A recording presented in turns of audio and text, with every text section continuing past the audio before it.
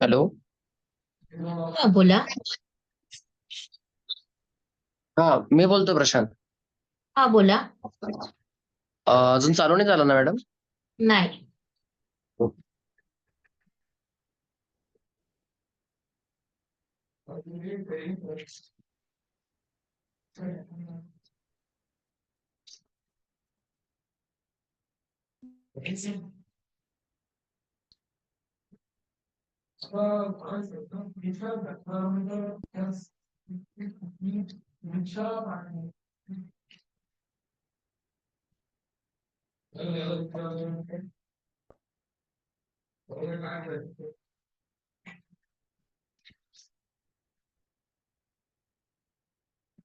Hello. हा दादा बोला. दादा, तुम्ही झूम ऍप डाउनलोड केलाय का? हा, त्या ऍप डाउनलोड केलं असेल हो, तर केलंय ना. वरती लिंक पाठवली आहे. त्या लिंक वरती फक्त क्लिक करा, तुम्ही जॉईन होऊन जाल. हॅलो. ते केलेलं आहे ना, मग तुम्ही फक्त ती ग्रुपवर जी लिंक टाकली ना त्याच्यावरती क्लिक करा. ते मोठा हो, मेसेज टाकला आणि त्याच्या खाली. ग्रुपवर जा. तुम्ही जो हो मोठा हो, मेसेज काही टाकलेला हरकत ना. नाही. हॅलो. हा, कृपया प्रत्येकाने आपला व्हिडिओ ऑफ ठेवा. काय होतं, व्हिडिओ ऑन जर राहिला तर माझा आवाज तुमच्यापर्यंत पोहोचणार नाही, तुमचा आवाज माझ्यापर्यंत येणार नाही. इश्यू येतो, नेटवर्क इश्यू येतो.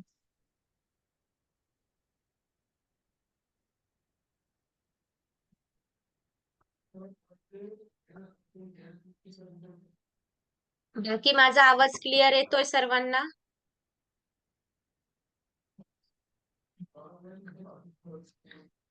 हा दीपक दादा, जॉईन झालेत तुम्ही? हॅलो. हा, बोला. कॉल जॉईन झालेत म्हटलं तुम्ही, कॉल कट करते मी.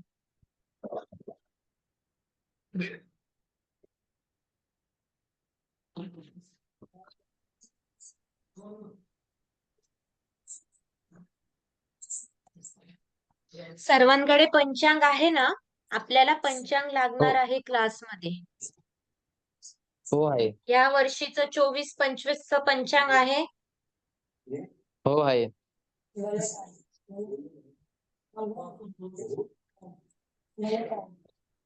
ठीक आहे. हो, आहे. प्रत्येकाने आवाज पण म्यूट ठेवायचा. जर तुम्हाला काही शंका असेल त्यावेळेस आपला आवाज अनम्यूट करायचा. तेव्हा आपला आवाज म्यूट ठेवायचा. काय होतं, आपल्या घरात कोणी काही बोलत असेल तर ते संभाषण क्लासमध्ये ऐकू येतं. म्हणून आपला क्लास चालू असताना आवाज बंद ठेवायचा. ज्यावेळेस शंका असेल त्यावेळेस अनम्यूट करायचा. क्लासमध्ये प्रत्येकाने पंचांग, एक नोटबुक सोबत ठेवायची, कारण मी काही तोंडी नोट्स पण देत असते, ज्या की तुम्हाला लिहाव्या लागतात आणि त्या लिहिल्या म्हणजे तुम्हाला समजायला सोपं जातं. आता प्रत्येकाकडे पंचांग असेल, पंचांग जवळ ठेवा. वही जवळ ठेवा आणि एक पेन जवळ असू द्या. जर माझा आवाज मध्ये ब्रेक व्हायला लागला, तर मला तसं सांगा, की ताई आवाज ब्रेक होतोय. म्हणजे मी ते वाक्य रिपीट करेल. कधी-कधी काय होतं एखाद्या वेळेस पावसामुळे रेंज इश्यू येतो. प्रत्येक जण वेगवेगळ्या ठिकाणून आहे. त्यामुळे आवाज पोहोचायला एखाद्या वेळेस तुमच्याकडे पाऊस असेल, माझ्याकडे पाऊस असेल, तर रेंज इश्यू येतं. इतर वेळी येत नाही.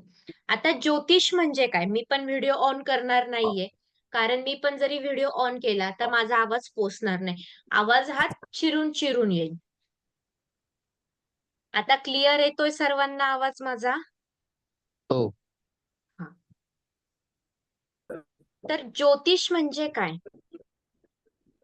ज्योतिष ही एक विद्या आहे, जिचा अथांग समुद्र आहे. आपण कितीही शिकलो, मी म्हणा, तुम्ही म्हणा, मी पण कितीही शिकली, तुम्ही कितीही शिकलात किंवा मोठे-मोठे ज्योतिषी कितीही शिकले, तरीही ती अपूर्ण आहे. कारण हा अथांग सागर आहे. आता ज्योतिषाची मुळात उत्पत्ती कशी झाली? ज्योतिष हे देवांकडनं पृथ्वी तलावर आलं कसं आहे? हे खूप जणांना माहिती पण असेल, काही जणांना माहिती पण नसेल. सगळ्यात महत्त्वाचं म्हणजे ज्योतिष ही विद्या ब्रह्मदेवांकडे होती.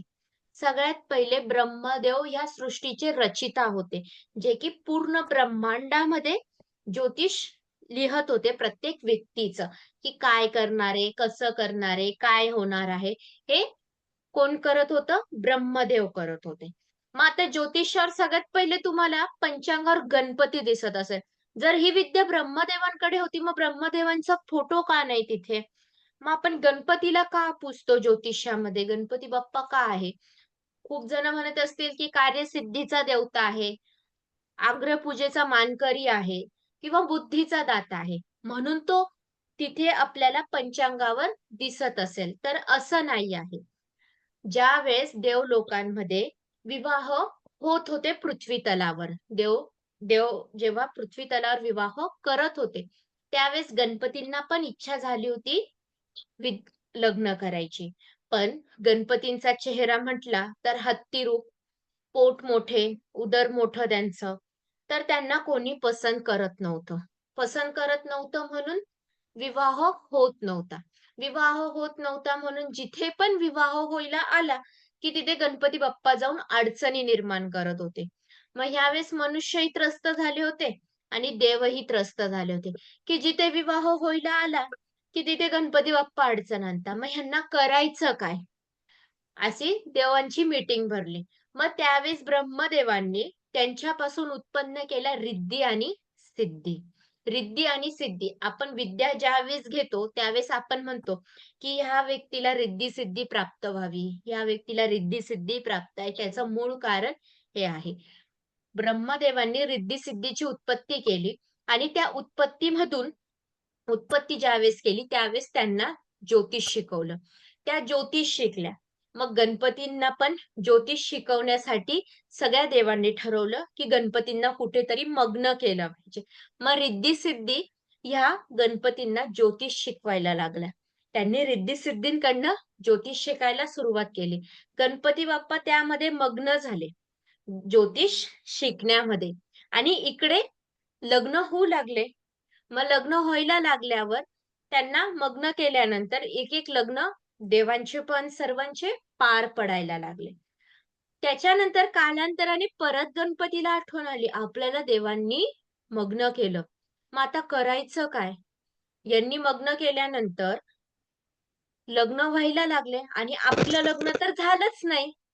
मग त्यांनी परत अडचण निर्माण केली. तेव्हा रिद्धी-सिद्धी ह्या गणपती बाप्पांच्या प्रेमामध्ये पडल्या होत्या. आणि मग त्यावेळेस सर्व देवांनी गणपती बाप्पांचं लग्न रिद्धी-सिद्धींशी केलं आणि त्यावेळेस ती पूर्ण विद्या गणपती बाप्पांकडे होती. मग ही पृथ्वी तलावर आली कसे? तर 7 ऋषी होते. भृंग ऋषी, अगस्त्य ऋषी असे 7 ऋषी होते. तर सगळ्यात पहिले अगस्त्य ऋषींकडनं अगस्त्य ऋषींनी गणपती बाप्पांकडनं ही विद्या प्रदान केली आणि एक-एक करत अशा ऋषी-मुनींकडनं ती पृथ्वी तलावर आली आणि भृंग ऋषींनी ही पृथ्वी एक-एक ऋषींकडनं टप्प्याटप्प्याने ती विद्या एकेकाकडे आली आणि भृंग ऋषींनी ती विद्या पृथ्वी तलावर आणली आणि त्या पृथ्वी तलावर आल्यानंतर ती विद्या हळूहळू आपण आत्मसात करतो. ज्यावेळेस ज्योतिष विद्या शिकतो त्यावेळेस आपल्याला अनुष्ठानाची पण थोडीफार गरज असते. ज्योतिष व्यक्ती कोणी कोणी जन्मतः असतं, काही न शिकता सुद्धा भविष्य सांगतात, काही शिकल्यानंतर अजून शिकतात, पण त्यासाठी आपल्या मनाचा निर्मळपणा पाहिजे आपल्यामध्ये, कोणती कपट वृत्ती नको ज्योतिष शिकताना किंवा ज्योतिष सांगताना. आणि दुसरी गोष्ट म्हणजे आपल्याला देवाची पण साथ पाहिजे. सगळ्यात महत्वाचं म्हणजे गणपती बाप्पांची साथ पाहिजे. तर तुम्हाला जर गणपतीचं अनुष्ठान करता आलं तर गणपती बाप्पांचं अनुष्ठान करा, जेणेकरून तुम्हाला ज्योतिष शिकायला सोपं जाईल. मी तर माझे 100% देणार आहे. असे खूप जण आहे की ते पूर्णपणे गणपती बाप्पांच्या अनुष्ठानावर आत्मसात केलेले. तसं तुम्ही पण स्वतः काही अनुष्ठान करा, जेणेकरून तुम्हाला ज्योतिष विद्या शिकायला सोपं जाईल. आणि वाचासिद्धीसाठी पर अन्न सोडा. आपण लोक तर नॉनव्हेज खात नाही, पण पर अन्न, पर पाणी जर सोडलं, थोड्या गोष्टी पाळल्या, तर आपल्याला आपण जी पण ज्योतिषात वाचा बोलतो, तर ती आपल्याला सिद्ध होते. कोणती पण विद्या घेत असताना पर अन्न ही विद्याच आहे, जे की मी तुम्हाला शिकवणार आहे. तर पर अन्न आणि अनुष्ठान ह्या 2 गोष्टी प्रबळ लागतात.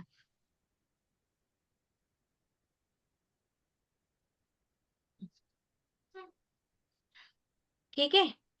आता ज्योतिषामध्ये एकूण 27 नक्षत्र आहे, 12 राशी आहे, 108 चरण आहे. आता 27 नक्षत्र म्हणजे काय?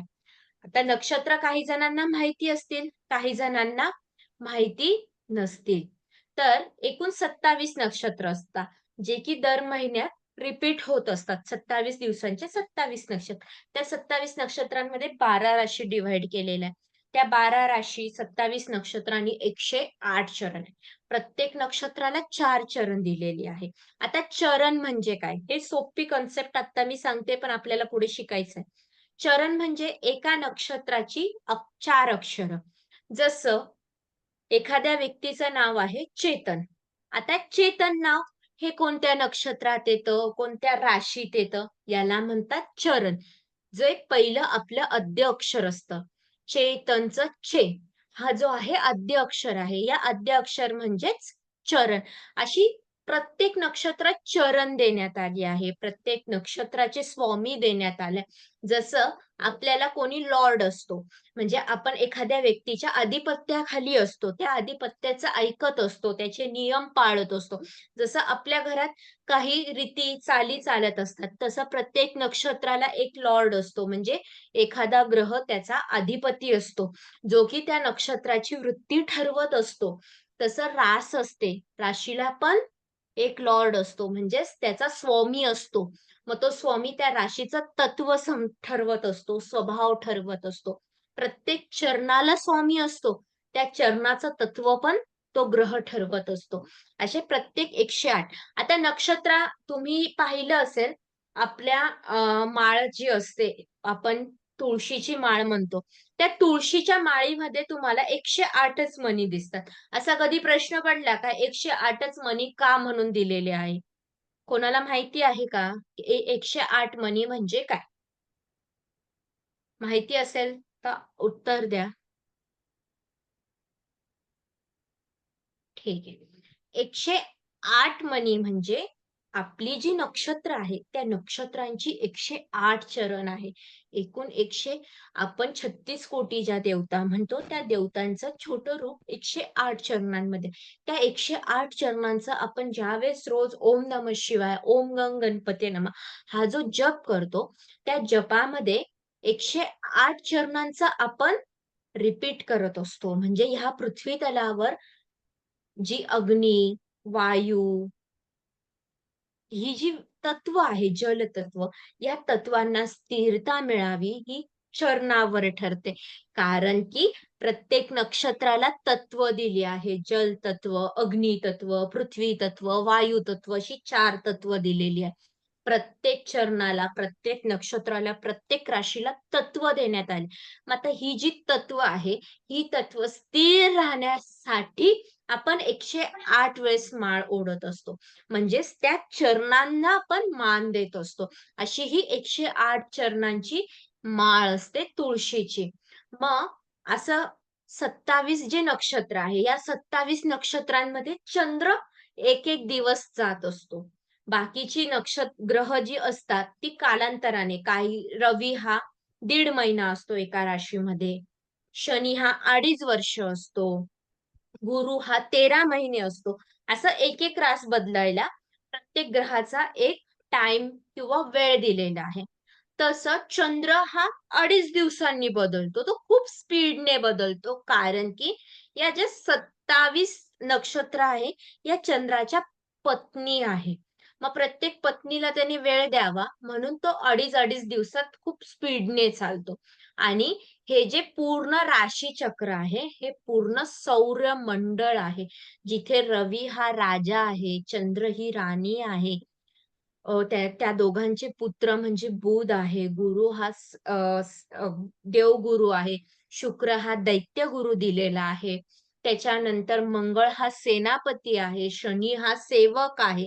अशी प्रत्येकाला वेगवेगळी पदवी देण्यात आलेली आहे आणि प्रत्येकाचं रूप देवरूप आहे. जसं सूर्य हे श्रीरामांचं स्वरूप, आपण जे ज्योतिष शिकणार आहोत, रामायण ज्योतिष थ्रू शिकणार आहोत. श्रीरामांचं जसे श्रीराम होते तसे सूर्याची तत्व येतात. जसे चंद्र होतात ते सीताचं तत्व येतं. म्हणजे जशी सीता होती त्या पद्धतीने चंद्राची तत्व येतात. जसे श्रीराम राहिले एकनिष्ठ, तत्वनिष्ठ, तसे सूर्य प्रधान व्यक्ती असतो. म्हणजे ज्याची जन्म राशीचा स्वामी सूर्य आहे, त्या व्यक्ती स्वभाव तशा पद्धतीने राहील. राहणीमान राजासारखं राहील. असं ह्या छोट्या-छोट्या गोष्टीतनं आपण रामायणानुसार आपण ज्योतिष शिकणार आहोत. जर एखादा टॉपिक तुम्हाला कळाला नाहीये किंवा एखादा टॉपिक समजला नाही, तर तुम्ही मला विचारू शकता. कोणीही संकोच आणायचा नाही, की आपण हे विचारायचं कसं काय? आपल्याला हे परवा शिकवलं होतं, आज तर शिकवलंच नाहीये. मग आज आपण विचारायचं कसं काय? हा क्लास तर 8 दिवसांपूर्वी झाला. तुम्हाला कधीही अडचण आली, काही गोष्टी शिकताना किंवा समजून घेताना, तुम्ही मला कॉल करू शकतात. तुम्ही मला चालू क्लासमध्ये विचारू शकतात किंवा चालू क्लासमध्ये शिकवत असताना काही गोष्टी समजल्या नाही, तर तुम्ही मला सांगू शकता, की "ताई रिपीट करा." मी रिपीट करीन. त्याबद्दल कोणताही तुम्ही मनात संकोच आणायचा नाही. कारण तुम्हाला पण पूर्ण 100% शिकणं गरजेचं आहे. नुसतं तुम्ही मला पेमेंट करून चालणार नाहीये. मला पण मी शिकवते कारण मला पण तुम्हाला तयार करायचंय. ठीक आहे? आता प्रत्येकाने पंचांग घ्यायचंय समोर. पंचांगावरती सगळ्यात पहिले तुम्हाला ऑरेंज कलरचं पान दिसतंय. त्याच्यामध्ये गणपती बाप्पा दिसताय. दिसताय सर्वांना?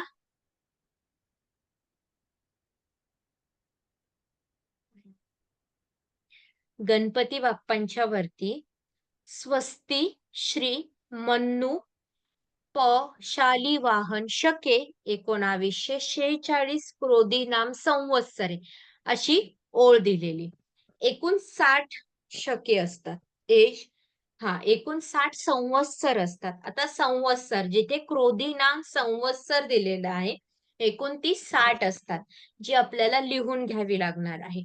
आता ही 60 संवत्सर म्हणजे काय? संवत्सर म्हणजे वर्षाचं फळ. म्हणजे जे वर्षभरात घडणं, आता जसं अ, की एखाद्या देशामध्ये उलटापुलट वादविवाद होणं, जे आपण देशाचं भविष्य वर्तवतो. ते असतं संवत्सरावर. अवकाळी पाऊस, दुष्काळ, शेतकऱ्यांना त्रास किंवा सत्तेला त्रास, जे राज्य सत्तेवर बसलेले असतील त्यांना त्रास. हे जे असतं याचं भविष्य असतं संवत्सरावरती. एकूण 60 संवत्सर असतात. संवत्सर हे पाडव्याला बदलतं. इतर वेळेस कधी बदलत नाही. ज्यावेळेस मराठी नवीन वर्ष सुरू होतं, त्यावेळेस संवत्सर बदलतं. त्याच्या आधी 1900 शके 1946 दिलंय. म्हणजे आपलं मराठी वर्ष. जिथे आपण 2024, 2025 म्हणतो, हे इंग्रजी वर्ष झालं. तसं मराठी वर्ष सध्या चालू आहे 1946. त्याला म्हणतात मराठी वर्ष आणि क्रोधी नाम संवत्सर आहे. सध्या जे संवत्सर चालू आहे, येत्या पाडव्यापासून जे आपल्याला सुरू झालंय 2024च्या पाडव्यापासून ते राहणार 2025 मध्ये पण राहणार कुठपर्यंत आपला जो नवीन चैत्र वर्षाचा पाडवा आहे तोपर्यंत. ज्यावेळेस चैत्र वर्षाचा पाडवा येईल त्यावेळेस संवत्सर लागल 1947 आणि त्यावेळेस हे शके लागल आणि त्यावेळेस संवत्सर पण बदलेल. तर सगळ्यांनी वरती वहीवरती नोट टाका 60 संवत्सर. ते आपण आता लिहून घेऊ. वही घेतली ना सर्वांनी? हो. हा, मग वरती लिहा 60 संवत्सरे.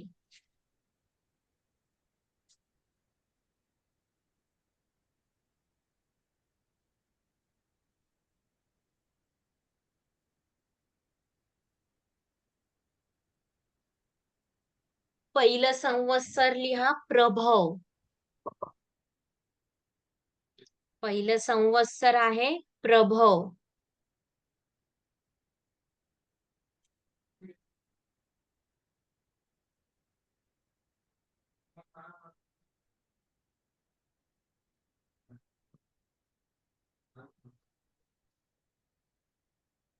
दुसरं लिहा विभव.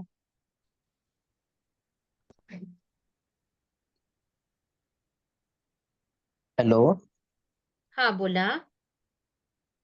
हॅलो. हॅलो, आवाज येतोय?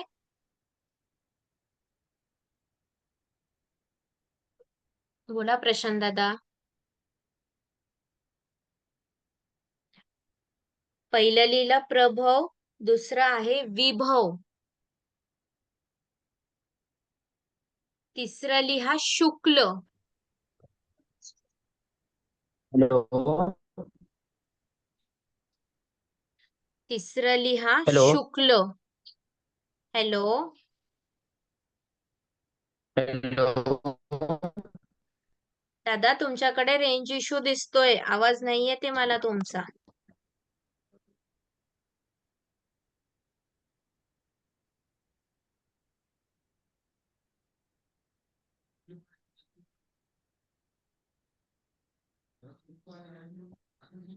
पहिलं प्रभव, दुसरं विभव, तिसरं शुक्ल, चौथं लिहा प्रमोद.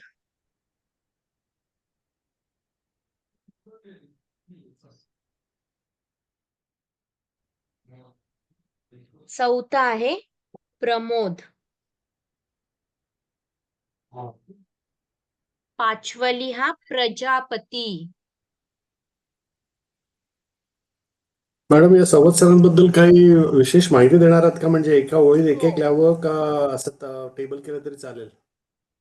टेबल बाय टेबल लिहा. विशेष मॅडम माहिती तर देणार आहे, पण आधी आपण छोट्या छोट्या नोट्स लिहून घेणार आहोत.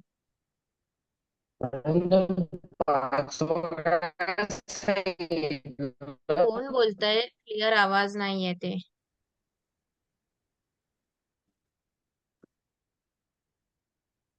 हॅलो.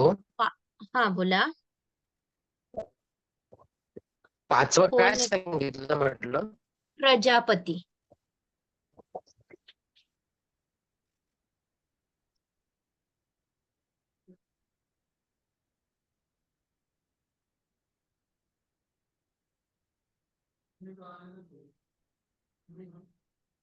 पाचवं लिहा प्रजापती.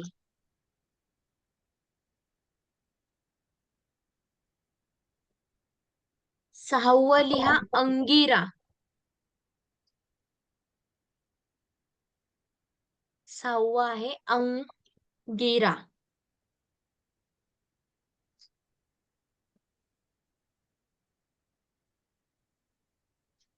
सातवं लिहा श्रीमुख.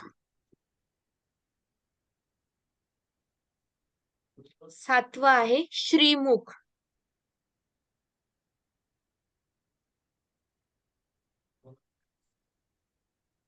आठवं आहे भाव.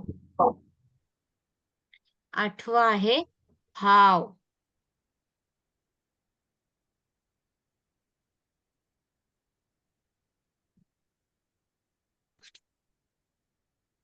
नववं लिहा युवा.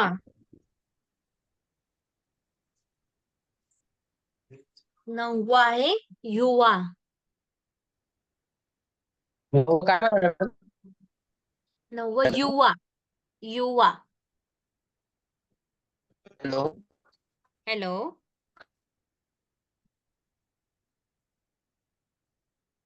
हा बोला ना. युवा.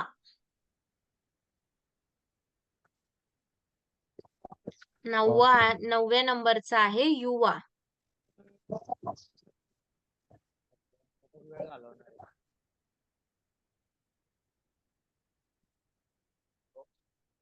दहावा नंबर आहे धातृ.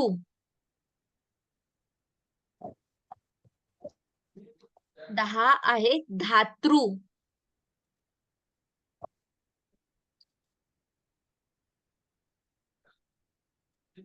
11 आहे ईश्वर.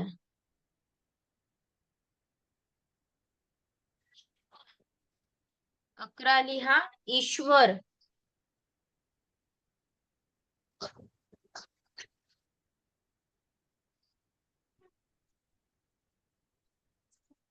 12वा आहे बहुधान्य.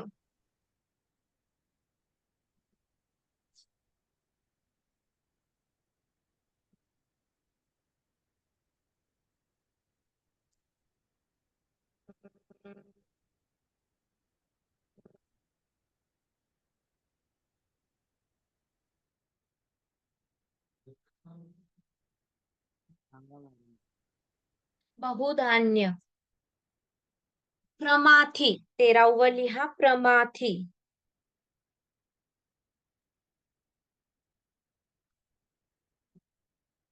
13वा आहे प्रमाथी.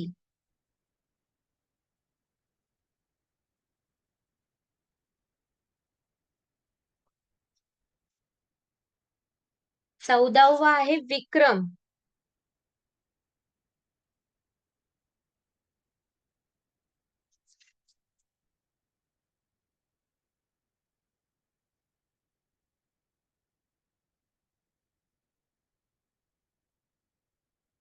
15 आहे वृष.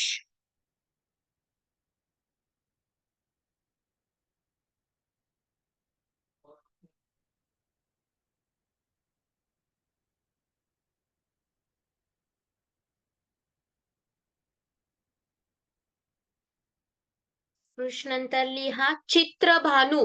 16 लिहा चित्रभानू.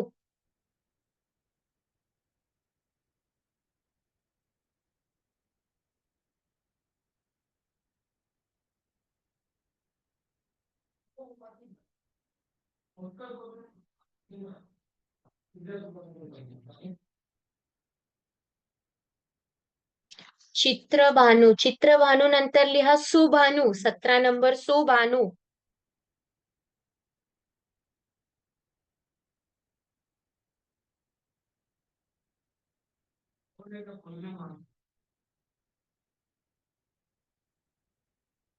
18 नंबर आहे तारण.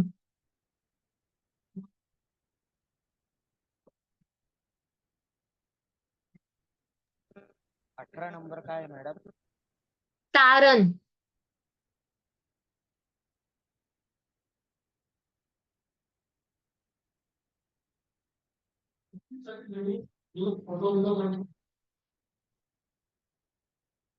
19 आहे पार्थिव.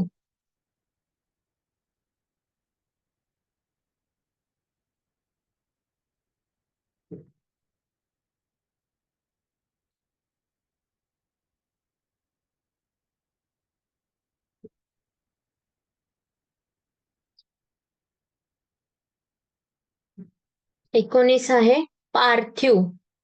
20 आहे वेय. 20 आहे वेय.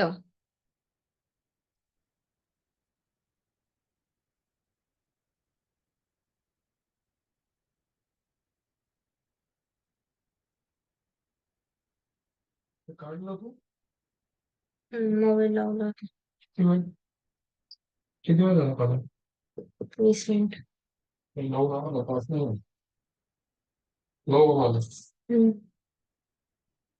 20 लिहा वेय. 21 लिहा सर्वजित.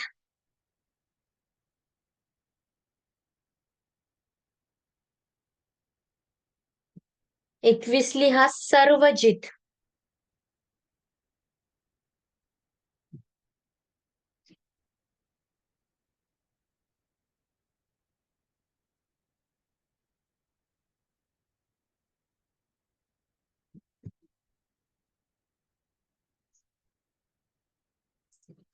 22 लिहा सर्वधारी.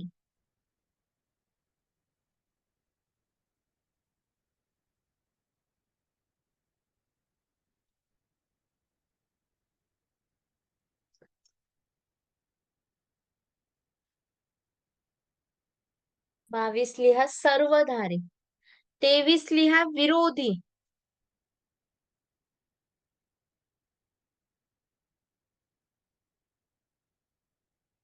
23 आहे विरोधी.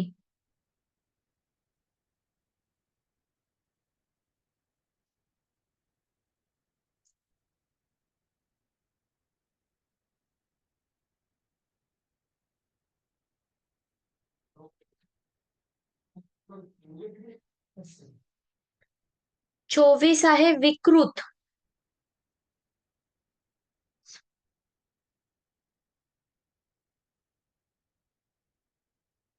24 आहे विकृत. 25 लिहा खरं.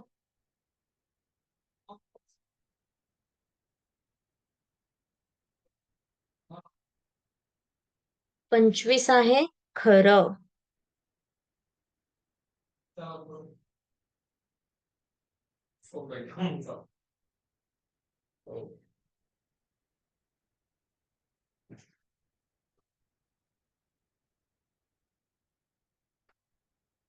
25 आहे खरं.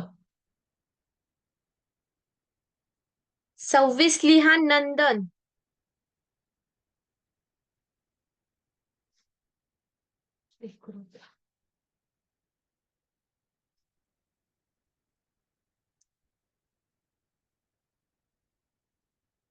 26 आहे नंदन.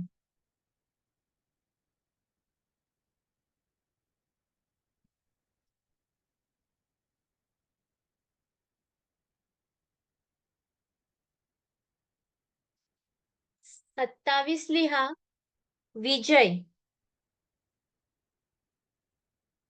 27 विजय. 28 जय.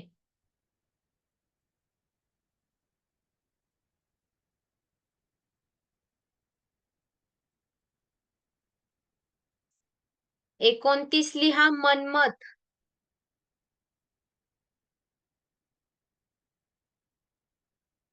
29 मनमत. हॅलो बोला. मॅडम, मी ऍप मधून बॅक होऊन गेलेलो होतो आणि माझं फक्त 12 पर्यंतच लिहिलं गेलेलं आहे, 11 पर्यंतच वर लिहिलं गेलेलं टाकलंय आहे. पा ग्रुप वरती टाकलंय बघा. बरं बरं. हा. 30 लिहा दुर्मुख.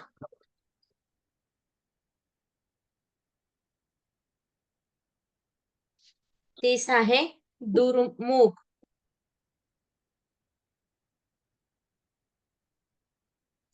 31 लिहा हेमलंबी. 31 आहे हेमलंबी.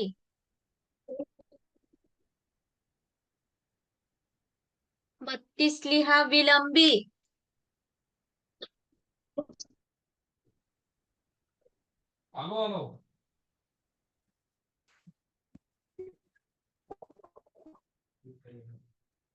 32 विलंबी.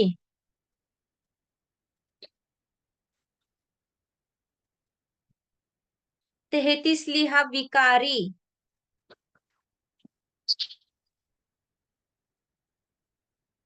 33 लिहा विकारी.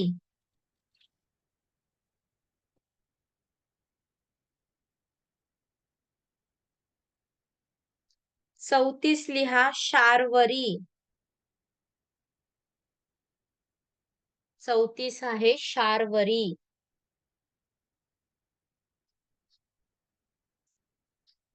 35 लिहा प्लव. 35 आहे प्लव.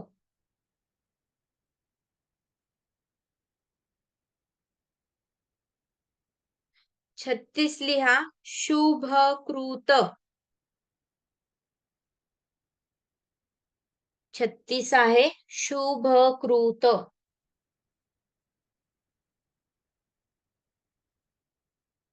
37 आहे शोभन.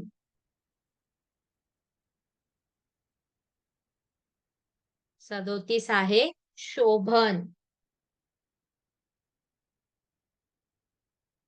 38 आहे क्रोधी.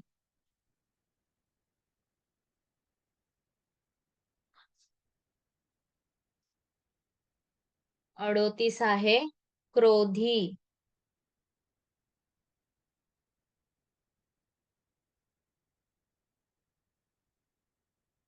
39 आहे विश्ववासू. 39 लिहा विश्ववासू.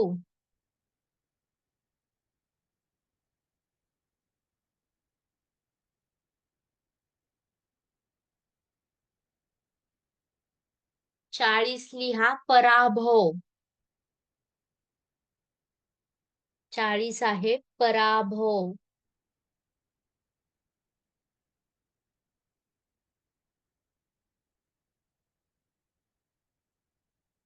41 आहे प्लवंग. 41 आहे प्लवंग.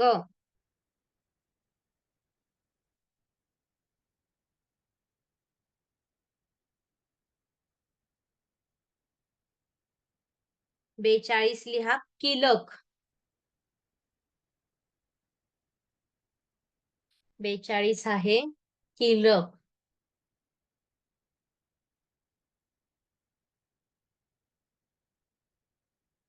43 लिहा सौम्य. 43 आहे सौम्य.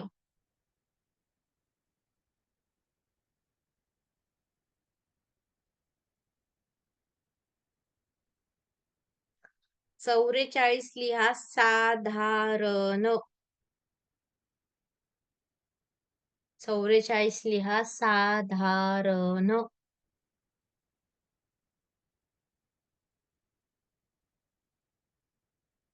45 लिहा विरोधकृत.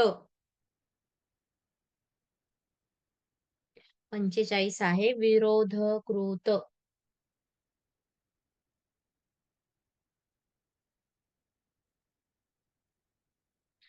46 आहे परिधावी. 46 लिहा परिधावी. परिधावी.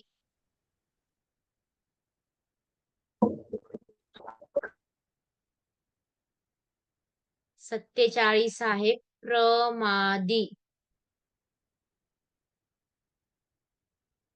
47 आहे प्रमादी. 48 लिहा आनंद.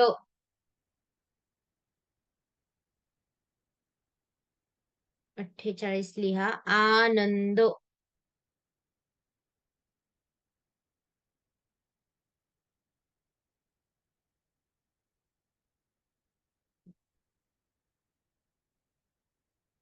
49 आहे राक्षस.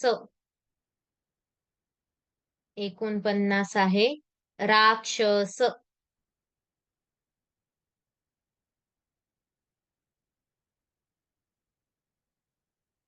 50 आहे अनल. 50 लिहा अनल.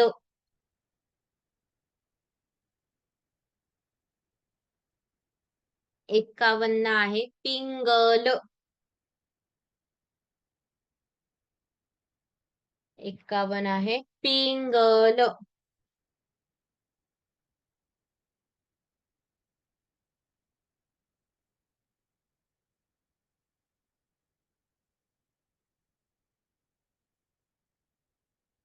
52 लिहा कालयुक्त. 52 आहे कालयुक्त.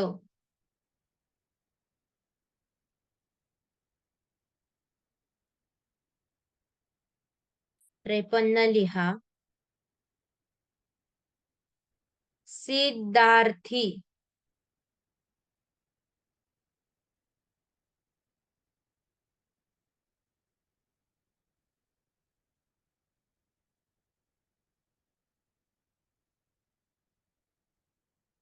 सिद्धार्थी.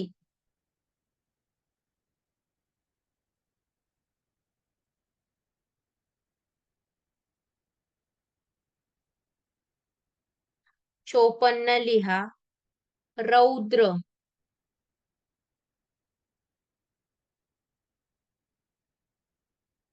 चोपन्न रौद्र. 55 लिहा. दूरमती.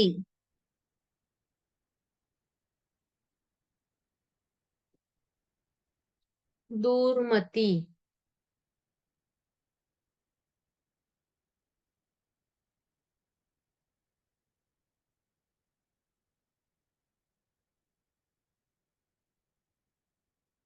56 लिहा. दुधंबी.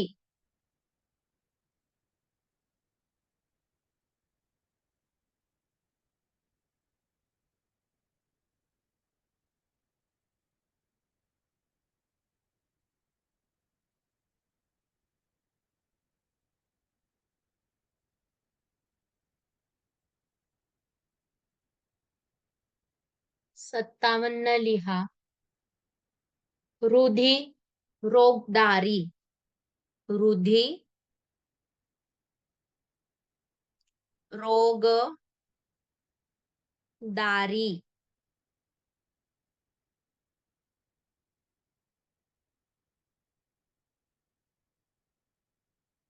58 घ्या. रक्ताशी. रक्ताक्षी.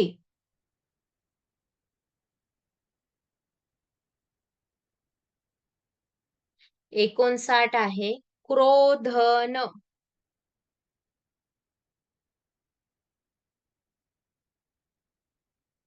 आणि 60 आहे. क्षय. 60 आहे. क्षय. अशी ही 60 संवत्सर आहे. कोणाचं मागे राहिलंय का? मॅडम अक्षय का क्षय? क्षय. क्षय. अक्षय नाही, क्षय. बरं.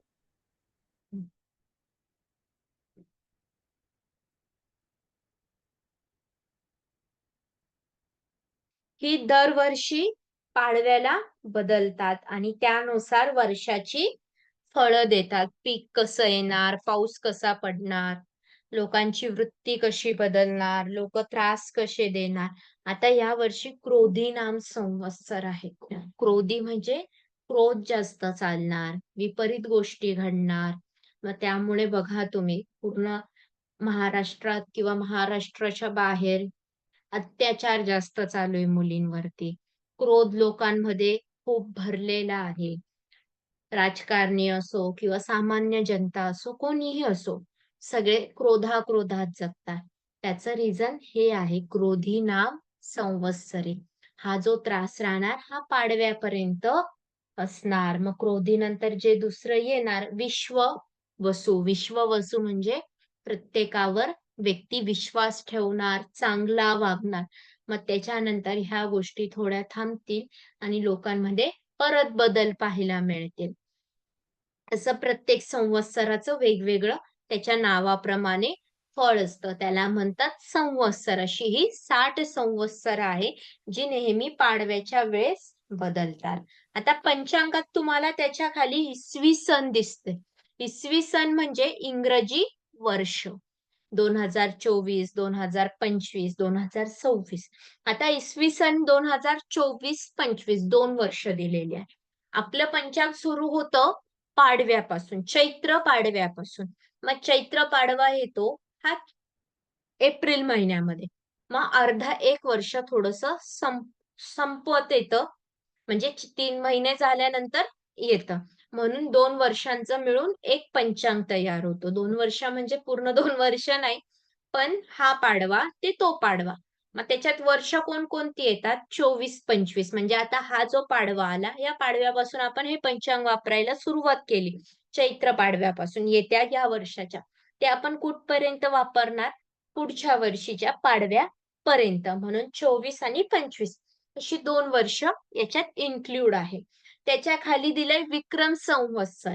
विक्रम संवत्सर म्हणजे विक्रम राजापासून सुरू झालेलं संवत्सर. जेव्हा विक्रम राजा होऊन गेला, त्याच्यापासून त्याने विक्रम संवत्सर सुरू केलं. मग 280 आणि 81 ही काय झाली? विक्रम संवत्सर झाली. पंचांगात उघडल्यानंतर काही तुम्हाला ज्योतिषांच्या वगैरे ऍडव्हर्टाईज दिसताय. त्याचं पेज आहे. ते आपण सोडून देणार आहोत. पान नंबर 1 वरती येणार आहोत. 1 वरती तुम्हाला एक गणपतीचं चिन्ह आहे. त्याच्या उजव्या हाताला पण काही गोष्टी लिहिल्या, डाव्या हाताला पण काही गोष्टी लिहिलेल्या आहेत. सगळ्यात पहिले आपण कलियुगाचं शक पाहणार आहोत. जे कलीचं युग चालू आहे. एकूण कलियुगाला सुरू होऊन झाले 5126 वर्ष. हे कलियुगाचं वर्ष आहे. म्हणजे कलियुगाचं 5126व वर्ष चालू आहे. अशी 100 वर्ष झाल्यानंतर एक युग संपतं. मग आत्ताशे कितवं चालू आहे? 5126व. ठीक आहे. त्याच्या खाली दिलंय महावीर संवत. महावीर संवत म्हणजे जैन संवत. जैनांमध्ये पण पंचांग बघितलं जातं. त्यांचं पण एक पंचांग असतं. जसं आपलं अमावस्येपासून महिने सुरू होतात, त्यांचे पौर्णिमेपासून सुरू होतात. म्हणून महावीर संवत हे जैन लोक वापरतात, जे महावीरांपासून सुरू झाले. म्हणून महावीर संवत सध्या चालू आहे 2550 आणि ते 51, ज्यावेळेस महावीर भगवान होऊन गेले. त्याच्या खाली दिलंय विक्रम संवत. विक्रम संवत म्हणजे विक्रम राजाचं, जे मी तुम्हाला आधी सांगितलं. गणपतीच्या एका साईडला दिलं आहे शालिवाहन शके. शालिवाहन शके म्हणजे 1946. 1946 सध्याचं मराठी वर्ष चालू आहे. त्याच्या खाली दिलं आहे शिवशक. शिवशक. शिवशक म्हणजे शिवाजी महाराजांपासून जे सुरू झाले, त्याला आपण म्हणतो शिवशक. जसं महावीर भगवानांचं घेतलं, विक्रम राजांचं घेतलं, मग आता शिवशक सुद्धा पंचांगामध्ये ऍड केलं. जे शिवाजी महाराजांपासून सुरू झालेलं आहे त्याला म्हणतात शिवशक. जे 350 ते 51 सध्याचं त्यांचं वर्ष चालू आहे. खाली इसवी सन दिलंय म्हणजे इंग्रजी वर्ष 2024 आणि 25. त्याच्या खाली आपल्याला अनुक्रमणिका दिली. कोणत्या पानावर काय आहे, पर्जन्य विचार कुठे आहे, ग्रहांचा शनी पालट, गुरु पालट, गुरुबल कुठे आहे, असं आपल्याला अनुक्रमणिका दिली. अनुक्रमणिकेच्या पुढे आलं तर पुढे दिलेलं आहे पंचांग कसे पहावे. अशी 2 पानं दिलेली आहे. तर उद्या सर्वांना होमवर्क आहे की प्रत्येकाने हे पान वाचून घ्यायचंय, म्हणजे तुम्हाला सोपं जायला, पुढे जायला सोपं जाईल. असे हे पंचांग कसे पहावे हे दिलेलं आहे. त्याच्यातील पान नंबर 3 वर तुम्हाला ह्या वर्षाचे महत्वाचे दिवस दिसत आहे, जिथे पौर्णिमा आणि अमावस्या आहे. पंचांग हे 48 तासावर चालतं. म्हणजेच दुपारी 1 वाजला तर 13 समजतो, असा प्रत्येक याचा टायमिंग वेगळा आहे. दुपारचा 1 म्हणजे आपण 1 समजत नाही. तर सर्वांनी वहीमध्ये पंचांगाचं टाइम टेबल लिहून घ्या. एक साइडला लिहा घड्याळाचा टाइम, त्याच्या पुढे लिहा पंचांगाचा टाइम.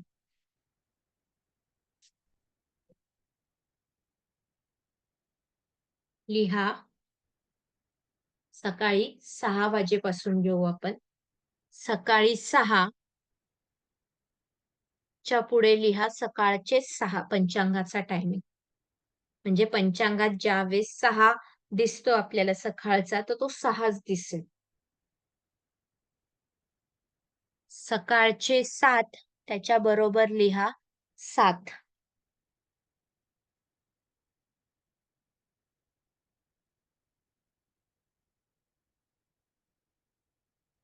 सकाळी 6 बरोबर सकाळी 6. सकाळचे 7 बरोबर सकाळचे 7.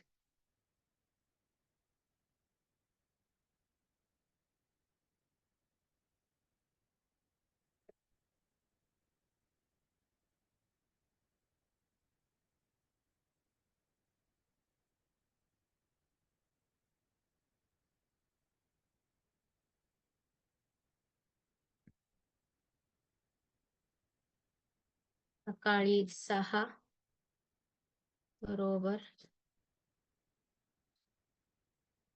सकाळचे 6च येतात.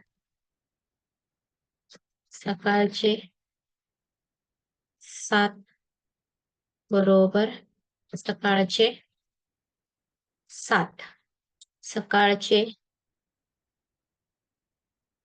8 बरोबर सकाळचेच 8.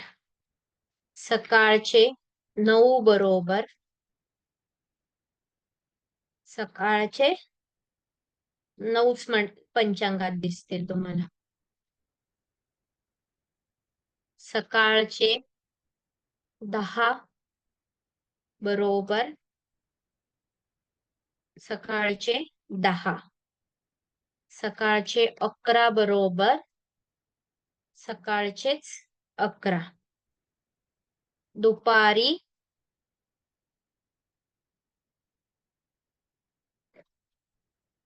12 बरोबर दुपारचेच 12 दिसतील. त्याच्या खाली इथून टाइम चेंज होणार. दुपारी 1 वाजेपासून 1च्या पुढे तुम्हाला पंचांगात दुपारचा 1 म्हणजे 13 दिसणार. किती? 13. तिथे तुम्हाला 1चा उल्लेख होणार नाही दुपारचा. कुठे तुम्हाला 1 दिसणार नाही. दुपारचे 2 म्हणजेच दुपारचे 14. हे लिहून घ्या कारण हे पुढे खूप जणांना अडतं.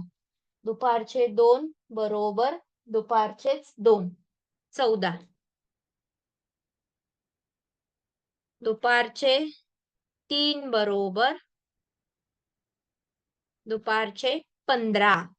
दुपारचे ज्यावेळेस 3 वाजतात तेव्हा पंचांगामध्ये 15 असं लिहिलेलं असतं. 3:30 असतील तर 15:03 असं दिसेल तुम्हाला.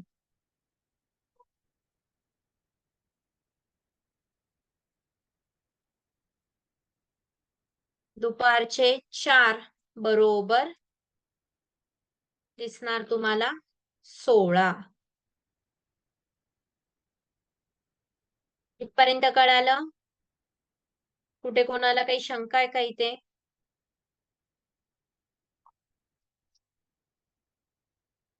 असेल तर विचारा हा.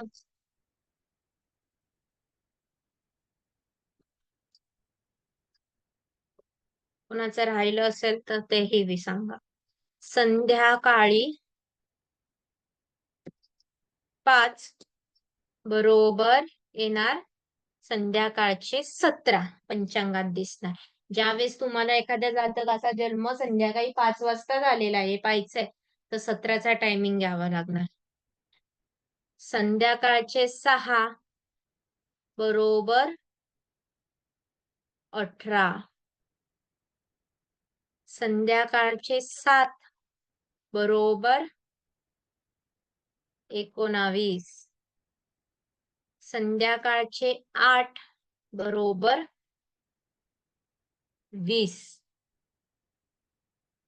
रात्रीचे 9 ज्यावेळेस वाजणार त्यावेळेस 21 येणार. रात्रीचे 10 बरोबर 22. रात्रीचे 11 बरोबर 23. रात्रीचे 12 बरोबर 24. रात्रीचे 13 बरोबर 25. रात्रीचे 14 बरोबर 26. हे सॉरी रात्रीचे 13 12 ने रात्रीचा 1. रात्रीचा 2 सॉरी म्हणजेच पहाटचा. तोंडात ते आलं.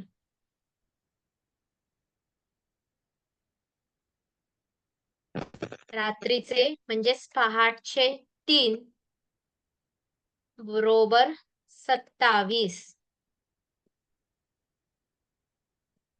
पहाटचे 4 बरोबर 28.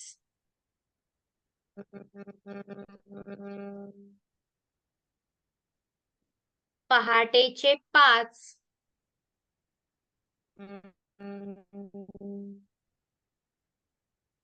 बरोबर 29.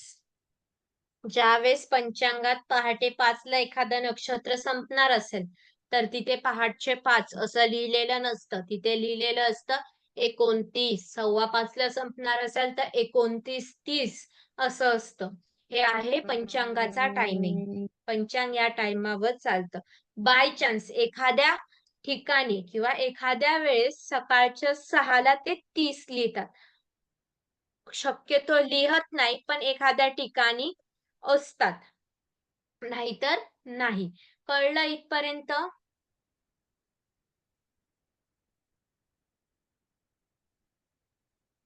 बघू आपण तुम्हाला कळलंय का? मला उत्तर मिळेल. मी एकेकाला विचारू. ठीक आहे. पान नंबर 3 वर जर आले तर ह्या वर्षाचे महत्वाचे दिवस दिलेले. तिथे खाली पौर्णिमा दिलेली. खालील वेळ रेल्वे टाइम प्रमाणे आहे जो आपण लिहिला तो. आणि त्याच्या पुढे पौर्णिमा अमावस्या दिली. पौर्णिमेचे आरंभ म्हणजे सुरुवात आणि समाप्ती हे दिलेलं आहे. आता सगळ्यात पहिले दिलेलं आहे 23/4/2024 रोजी 3:26 पौर्णिमा सुरू झाली आणि ती 24/4/24 रोजी 5:19 संपली. असं त्यांनी आपल्याला दिलेलं आहे. आता इथे 3:26 म्हणजे काय आणि 5:19 म्हणजे काय? हे पण प्रश्न पडला असेल. फक्त इथे पहाटचे 3ला 27 नाही दिलेलं आहे वगैरे. फक्त हे ह्या पानावर नाही दिलेलं आहे. इथून पुढच्या पानावर पहाटचा टायमिंग जो राहणार तुमचा तो असणार आहे 27 वगैरे. एक मिनिट.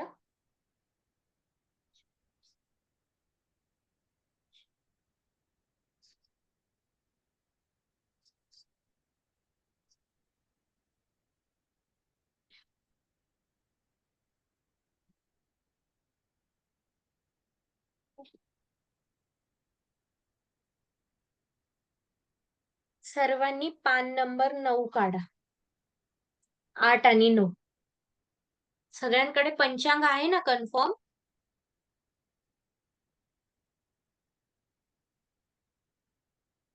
ज्याच्याकडे नसेल त्यांनी आणून घ्या. अजून आहे मार्केटमध्ये पंचांग.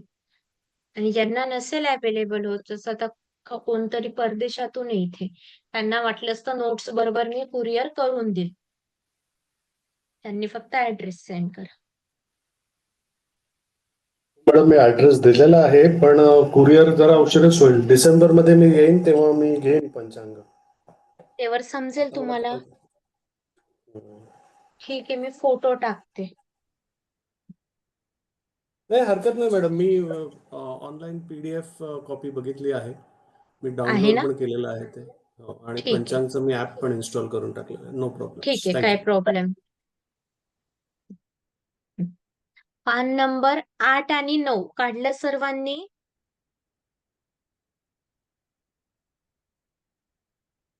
पंचांगाचं.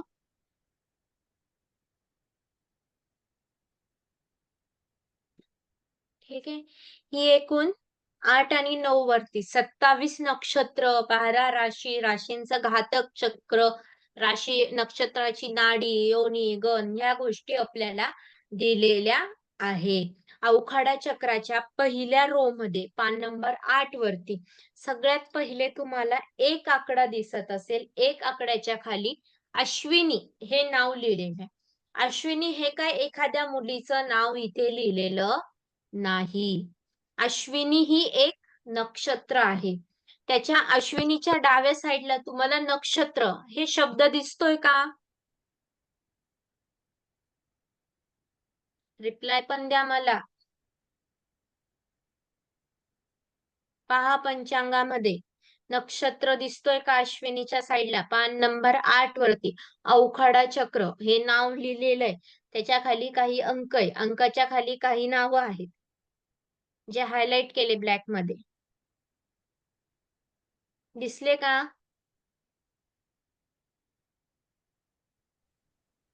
हो. हा. तिथे पहिला अक्षर आहे. एक नाव एक लिहिलेलं आहे. एकच्या खाली अश्विनी लिहिलेलं आहे. ते दिसलं सर्वांना? हे जर नाही समजलं तर हो. पंचांग समजणार नाही. अश्विनीच्या शेजारी नक्षत्र डाव्याच हाताला नक्षत्र म्हणून शब्द लिहिलेला आहे. बघितलं सर्वांनी?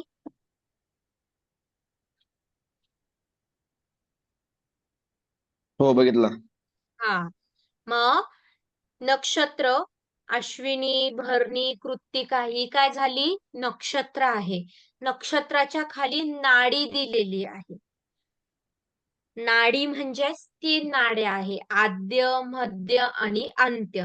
मग आता अश्विनी नक्षत्राची नाडी कोणती? तर अश्विनीच्या खाली आद्य दिले. आद्य म्हणजेच नाडी. बोला उदय पहिली. दादा.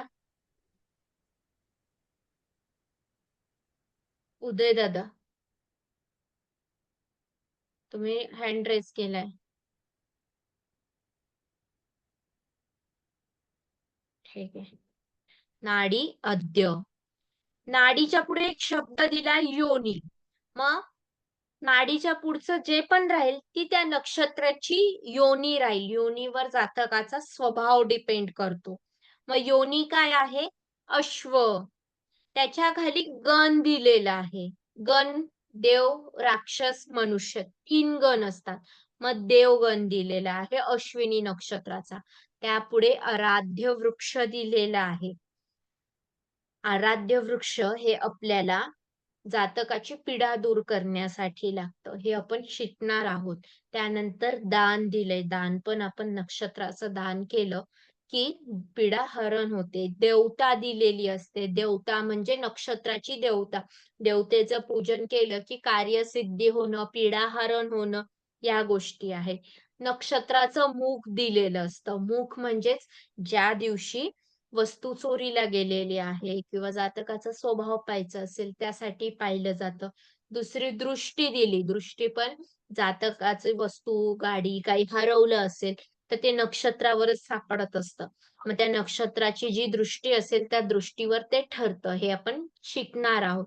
मी बोलली होती प्रत्येक नक्षत्राला एक लॉर्ड आहे म्हणजेच त्याचा एक स्वामी आहे. मग अश्विनी नक्षत्राचा स्वामी दिलेला आहे केतू. त्याचं तत्व दिलं आहे वायू तत्व. संज्ञा दिली आहे क्षिप्र. व तत्व हे स्वभावासाठी पाहिलं जातं. स्वामी हा पण स्वभावासाठी पाहिला जातो. आणि जी संज्ञा असते ही संज्ञा आपण मुहूर्त ज्यावेळेस काढतो की कोणत्या नक्षत्राला कोणती कर्म करावी त्यासाठी पण संज्ञा ही पाहिली जाते. असे हे नक्षत्रांचं झालं छोट्या फॉर्म मध्ये आपण पाहिलं. त्याच्या खाली दिलेलं आहे नक्षत्र चरण. सगळ्यात खाली जर आले तुम्ही पीडा दिवस, पीडा दिवसांच्या खाली चरणाक्षर दिलेली आहे. चरणाक्षरांमध्ये तुम्हाला एका लाईनीत सगळे चरण दिसतात. जसं चू, चे, चो, ला, ली, लू, ले, लो, आ. मग तुम्ही म्हणाल अश्विनी नक्षत्राची चरण कोणती? तर अश्विनी नक्षत्रापासून एक रेष ओढली 4 चरणांची. दिसती सर्वांना? जिथे चू, चे, चो आणि ला लिहिलेलं आहे. आहे ना?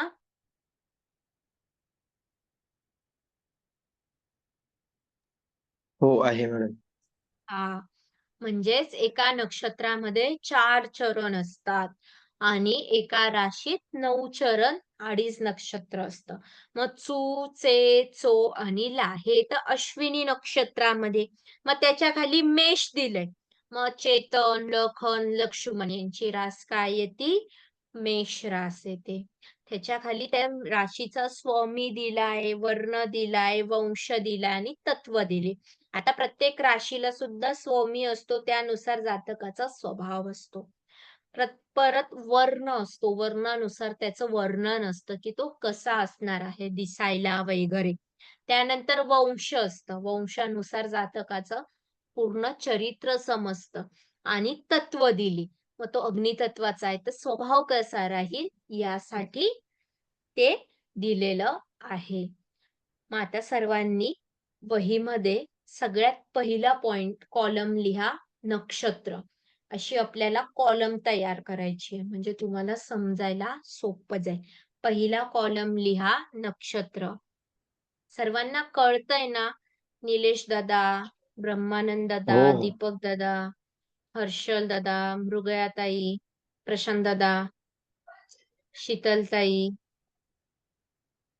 उदय दादा, उमेश दादा, त्यानंतर जे लेकुरवाळे सर, तुम्हाला सर्वांना समजतंय ना मी काय बोलते, काय सांगते? जर यदा कदाचित नसेल समजत तर मला सांगा, म्यूट ठेवू नका. काही शंका असेल तर विचारा. हो मॅडम. पंचांग हा विषय प्रत्येकाला पंचांग पाहता आलंच पाहिजे.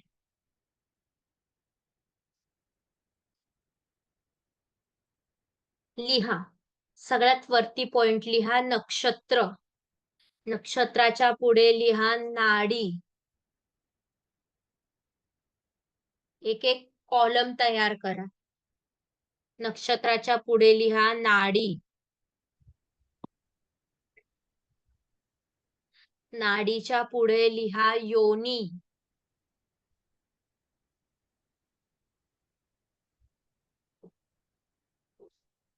योनी नंतर लिहा गण.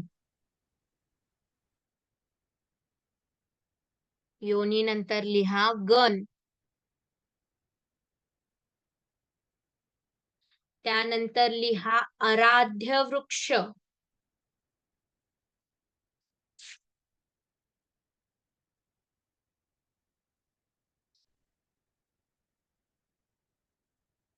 आराध्य वृक्षानंतर लिहा दान.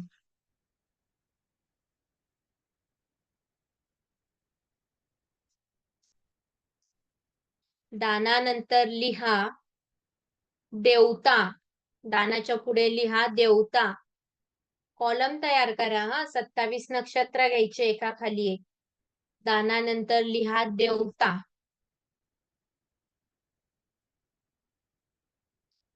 नंतर लिहा मुख.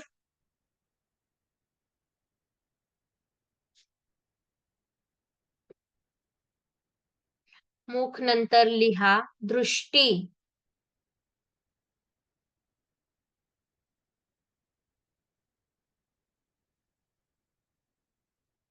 दृष्टीनंतर लिहा स्वामी.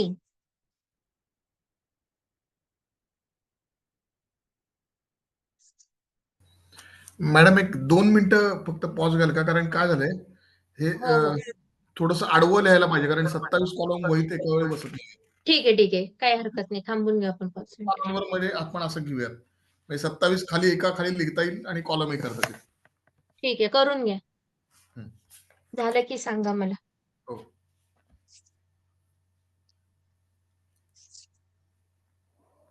मॅडम साधारण किती कॉलम आहेत अजून? स्वामीच्या पुढे अजून किती येणार आहेत? स्वामी तत्व 1 2 3 4 5 6 7 8 कॉलम येतील. 1 2 3 4 5 6 7 8 टोटल 16 कॉलम आहेत. 1 2 3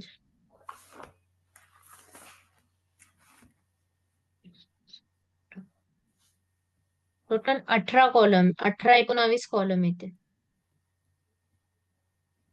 कारण नक्षत्र, नाडी, योनी, आणि गण, साधारणपणे आराध्य वृक्ष, दान, कॉलम आहेत. देवता, मुख, दृष्टी, स्वामी. 10 11 12 13 14 15 16 17 18 कॉलम, 18 19 कॉलम येते. आणि रोज 27 पाहिजेत आपल्याला. हा, रोज 27 पाहिजे. रोज 27 म्हणजे 27 नका धरू, कारण राशी चेंज होतात ना. तर एका नक्षत्रात एका राशीत 2 नक्षत्र असतात, त्यामुळे त्या जास्त राहू द्या रोज. बरं. हम्म.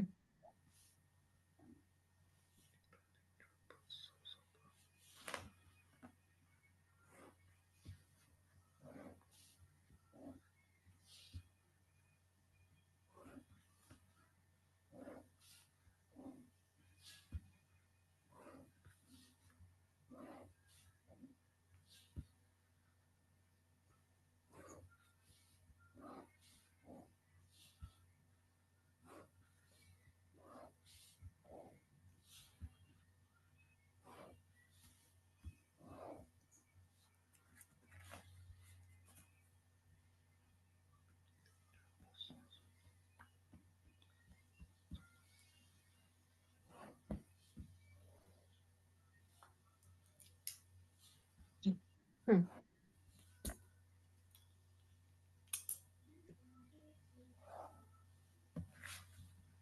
मॅडम मागवायचं असेल तर हे मोठे पंचांग का दाते पंचांग कुठले पंचांग मागवायचो? मोठं छोटं घेतलं तरी चालेल, 2 साईज आहेत. एक छोटी एक मोठी, छोटी पण चालते मोठी पण चालते. हे दोन्ही फक्त सेम आहेत ना पॉकेट बुक्स? नका घेऊ, पॉकेट मध्ये काही नाहीये. ओके.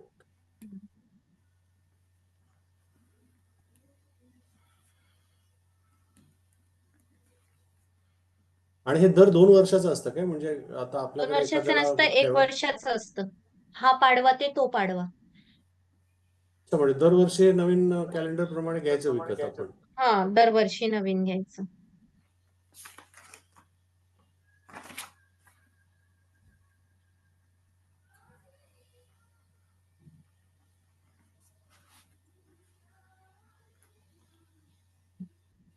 हा मॅडम, कॉलम झालं? झालेले आहेत. दृष्टीपर्यंत आलेलो आहे. हा, दृष्टीनंतर लिहा नक्षत्र स्वामी.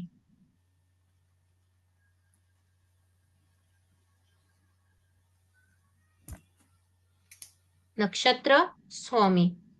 त्याच्या पुढे लिहा नक्षत्र तत्व. नक्षत्र तत्व.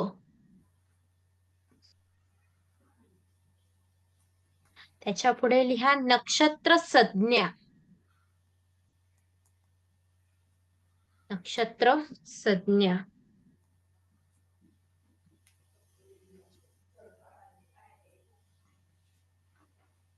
त्याच्या खाली लिहा राशी चरण अक्षर. त्याच्या पुढे लिहा चरण अक्षर.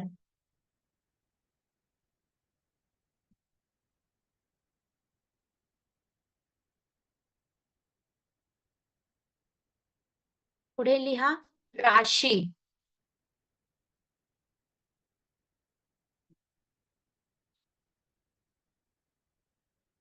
राशीच्या पुढे लिहा स्वामी.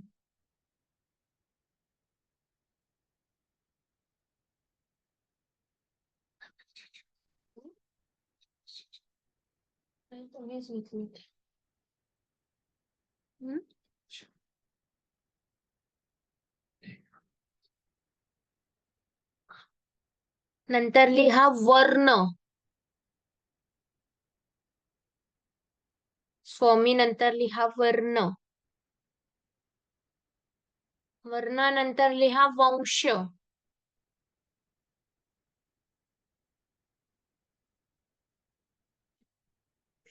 वंशानंतर लिहा तत्व.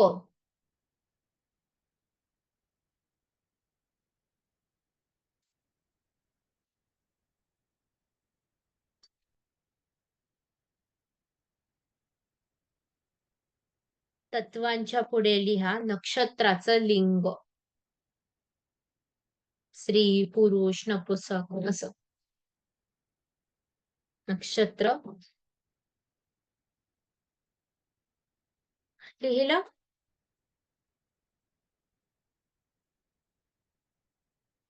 इथपर्यंत झालं सर्वांचं लिहून?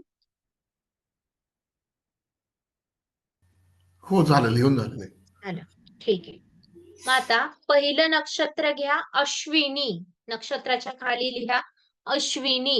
पंचांगात अवखाडा चक्रात तुम्हाला अश्विनी नक्षत्र दिसतंय. मग लिहा अश्विनी.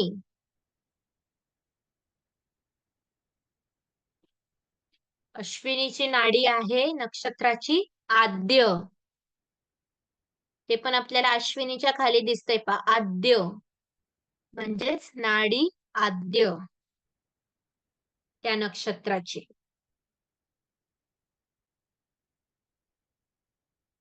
योनी अश्व. अश्व म्हणजे घोडा. अश्विनी नक्षत्राची योनी आहे अश्व.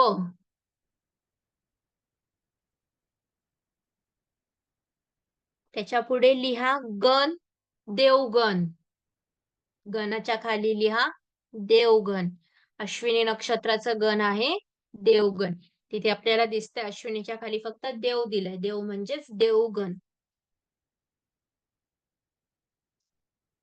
आराध्य वृक्ष आहे पूचला.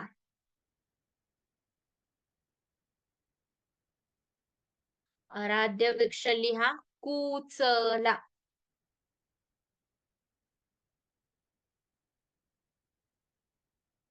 दान आहे अन्न. दान लिहा अन्न.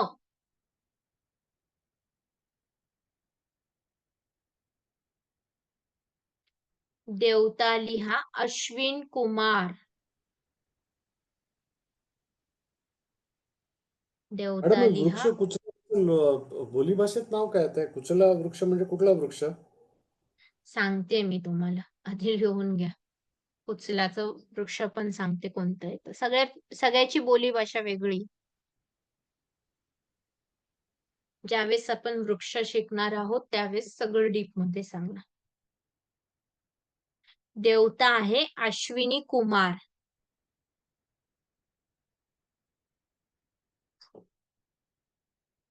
मुख आहे तिर्यक. मुख लिहा तिर्यक.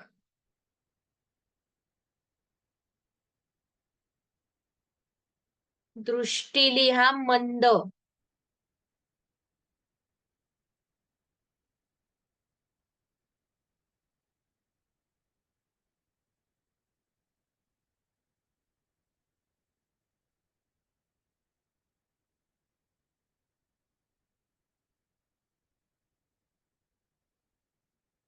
दृष्टी लिहा मंद.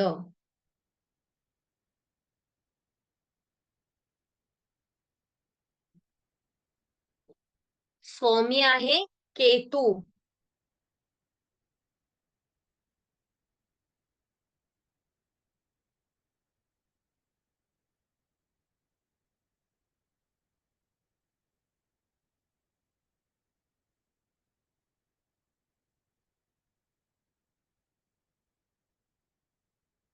स्वामी आहे केतू.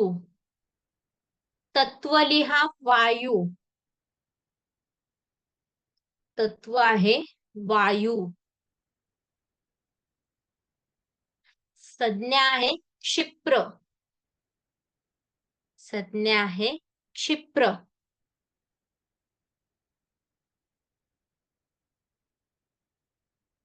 चरण अक्षर लिहा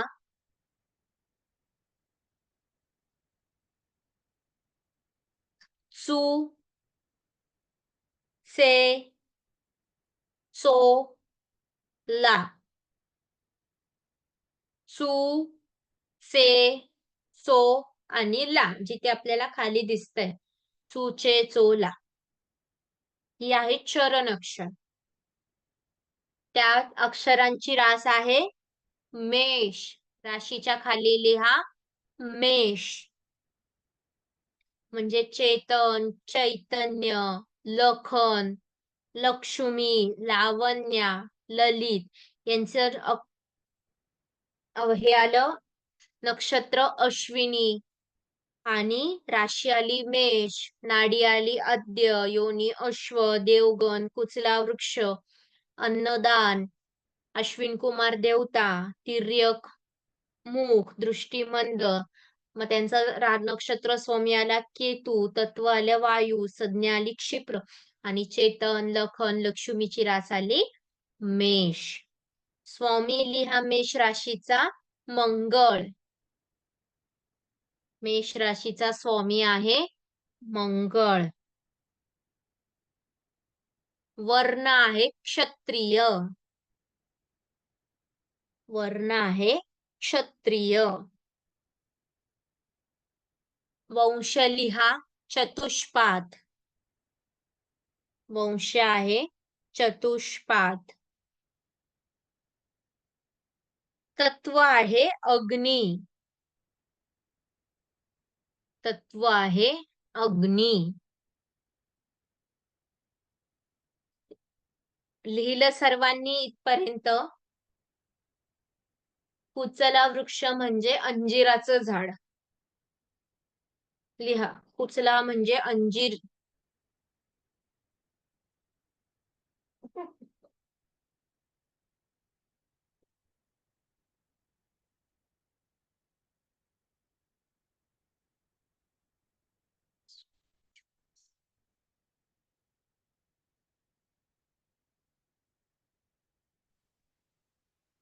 लिहिलं? मॅडम शेवटी लिंग लिंग राहिलं शेवटी मॅडम फक्त. हा, लिंग राहिलं. ठीक. अश्विनी नक्षत्राचं लिहा पुरुष.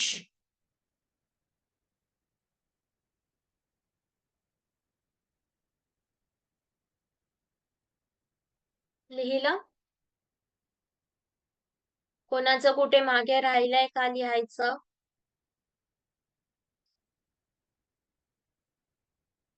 बरं, ठीक आहे. कोणाला काही शंका आहे आजच्या क्लास बद्दल? जी आपण संवत्सर शिकलो, पंचांगाचं पहिलं पान शिकलो, आता आपण अवघड चक्रातलं फक्त अश्विनी नक्षत्र पाहिलं, अश्विनी नक्षत्राची चरण पाहिली, तिथपर्यंत कोणाला काही शंका आहे की असं काही कोणाला समजलं नाहीये की हा पॉइंट कळाला नाही, असं कोणाला झालंय का? संवत्सर म्हणजे काय मॅडम एक्झॅक्ट? संवत्सर म्हणजे वर्षाचं फळ. वर्षाचं फळ. ओके. त्या नावावर पूर्ण वर्षाचं फळ असतं. जसं या वर्षी क्रोधी नाम संवत्सर आहे. लोक एकमेकांची हिंसा करत आहेत. स्त्रीला मानत नाही आहे या वर्षी.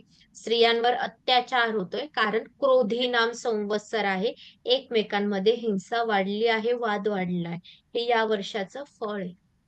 म्हणून आपण अत्याचार ऐकत आहोत ते त्यामुळे होत आहे. त्यानंतर बांगलादेश एवढा उफाळला त्याचं रिझन पण क्रोधी नाम संवत्सर आहे. एकमेकांमध्ये जो क्रोध निर्माण झाला ते या संवत्सरामुळे झाला. हे या वर्षी होणार होत. ओके. आणि ते माळेमध्ये 108 मणी का असतात ते जरा परत सांगू शकाल? हा, 108 मणी म्हणजे 108 नक्षत्रात 108 चरण. प्रत्येक नक्षत्रात 4 चरण असतात. अशी 27 नक्षत्र आहे. 27 नक्षत्र ज्यावेळेस येतात त्यावेळेस त्यांचे एकूण जर चरण मोजले तर 108 चरण असतात. मग ते 108 चरणांची एक माळ तयार होते. म्हणून आपण ज्यावेळेस ती एक मणी ओढतो त्यावेळेस प्रत्येक देवतांचा वास आपण घेत असतो. प्रत्येक चरणामध्ये तुम्ही पहा, प्रत्येक नक्षत्रात देवता आहे, प्रत्येक चरणामध्ये देवता आहे. एक मणी ओढला की प्रत्येक देवताला एकेका देवताला आमंत्रण दिलं जातं. असे 108 देवता आहेत त्या. असे ते 108 मणी आहे. 108 चरणांचे. ओके, ठीक आहे, कळलं. अजून कोणाला काही शंका? मॅडम जस्ट एक असंच तुम्ही म्हणालात संवत्सराचं नाव पुढच्याचं विश्ववासू आहे, तिथे सगळे लोक एकमेकांवर विश्वास करतील.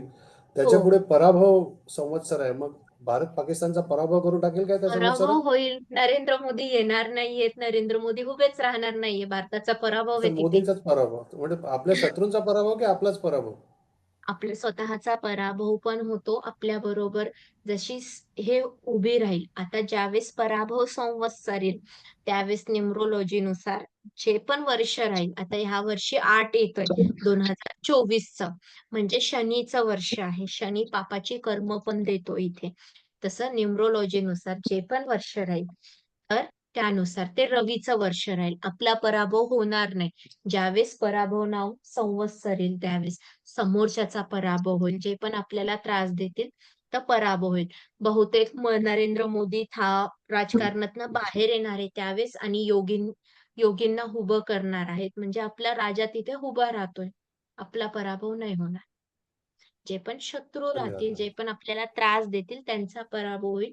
कारण ते वर्ष इंग्रजी वर्षानुसार रवीचं वर्ष राहणार आहे. रवी हा राजा आहे.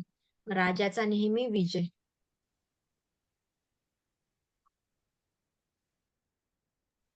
परफेक्ट.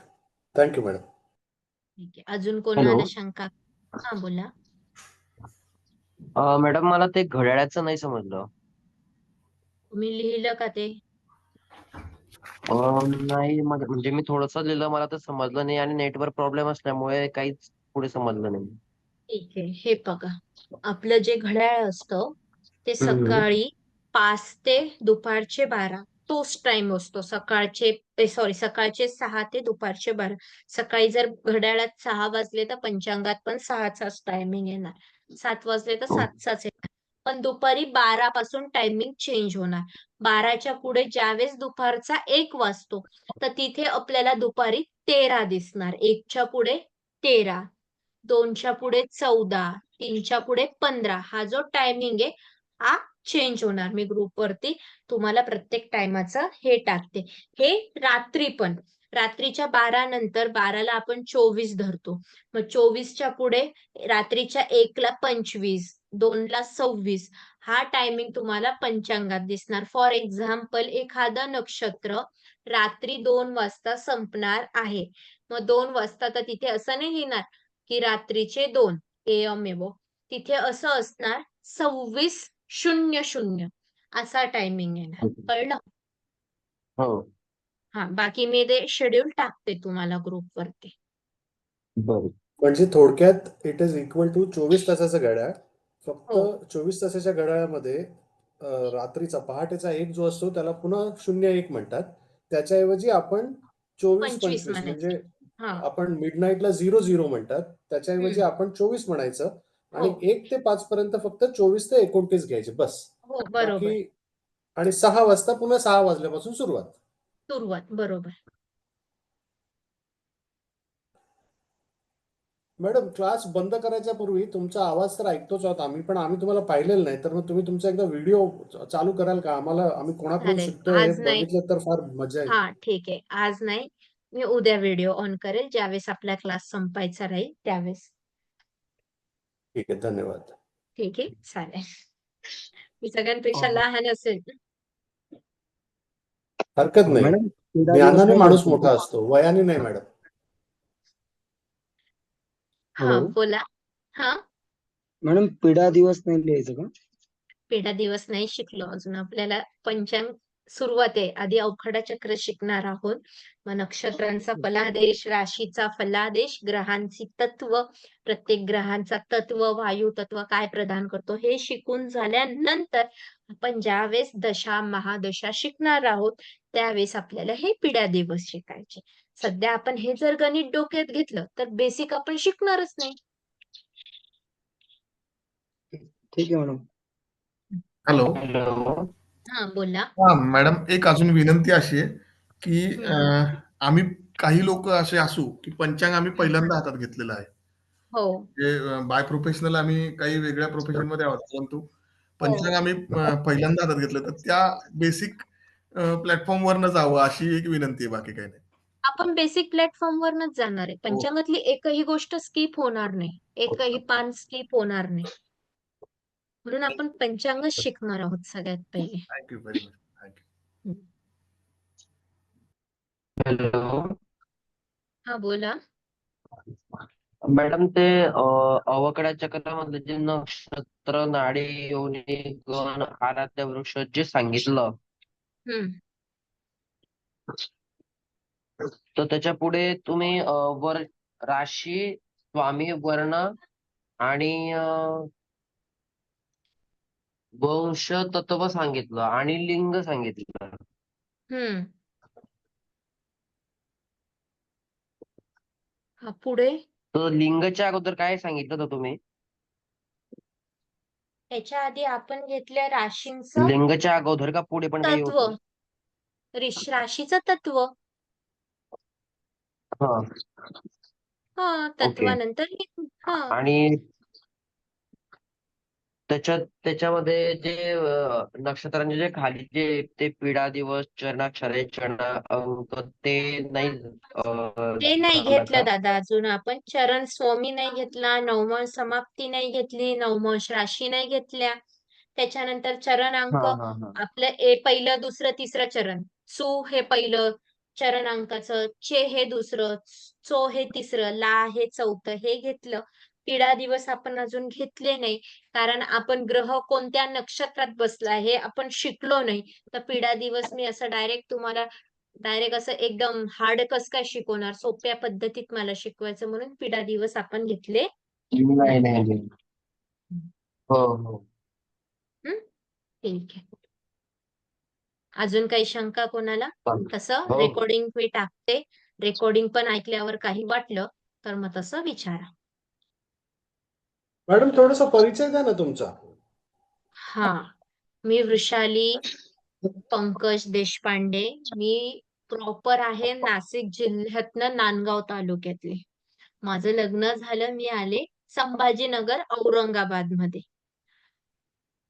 आता मी ज्योतिषाकडे कसं काय वळाले? माझं वय जे आहे ते 26 आहे. पण मी ज्योतिषाचं सगळं शिक्षण पूर्ण केलेलं आहे. लहान वयापासून ज्योतिषाकडे वळाले. माझं मुळात अ, घराणं जे आहे, जे माझे वडील आहेत, ते नांदगावला यादनिकी करतात, नांदगाव तालुक्यामध्ये. त्यांचं सगळ्यात मोठं नाव आहे नांदगावमध्ये. तर मला त्यामुळे ओढ निर्माण झाली, की आपण पण ज्योतिषाकडे वळावं. कारण लोकांना जो अ, काम झाल्यानंतर जो आनंद, जो समाधान मिळायचं त्यांच्या चेहऱ्यावरचं बघितल्यानंतर, तर आपण पण काहीतरी करावं म्हणून मी ह्याकडे वळाले. लहानपणी शिकत होते. नंतर मला कॉलेज करायचं होतं आर्किटेक्चर साइडला. पण काही कारणास्तव माझ्या वडिलांची तब्येत खराब झाली. म्हणून मी ज्योतिषाचं पूर्ण माझ्या वडिलांचा बिझनेस सांभाळायला लागली. मग हळू मला कॉलेज सापडले. मी वास्तू माझं कंप्लीट केलेलं आहे. National university Tirupati. Vastushastra, tarot reading माझं तिथे झालेलं आहे. वैदिक ज्योतिष मी दिल्ली वैदिक कॉलेजमधनं कंप्लीट केलेलं आहे. असे सगळे कोर्स मी एकेका वेगवेगळ्या ठिकाणून केले. रामायण ज्योतिष मी राहुल माहेश्वरी म्हणून आहे त्यांच्याकडनं शिकलेले आहे. प्रत्येक कोर्स वेगवेगळ्या स्टॉकनं वेगवेगळ्या ठिकाणून केलेला आहे. पण हे शिकत असताना मला पण तुमच्यासारख्या खूप साऱ्या अडचणी आल्या. कुठे पैसा सेंड करायला होत नव्हता. कुठे शिकवणारे व्यवस्थित नव्हते. जेवढं ज्ञान द्यायचं त्यांनी पुरेपूर दिलं नाही. मग काही गोष्टी मी आत्मसात केल्या ज्या म्हणजे षोडश वर्ग. षोडश वर्ग पूर्ण कुठे शिकवलं जात नाही. षोडश वर्ग म्हणजे ज्योतिषाचं पूर्ण मूळ जिथे आपण जातकाचा पास्ट, प्रेझेंट, फ्युचर बघतो. हे षोडश वर्ग मी स्वतःचं डेव्हलप केलं. स्वतः शिकली. लोकांवर अवलंबून पाहिले ते नियम आणि मग ते मी जातकांना म्हणजे क्लासेस रूपात शिकवलं आणि आता मी क्लासेस या कारणास्तव घेते आहे, कारण जे पण आपल्या क्षेत्रामध्ये यादनिकी करणारे विद्यार्थी आहे, की ज्यांना यादनिकी करून ज्योतिष हे सोबत पाहिजे.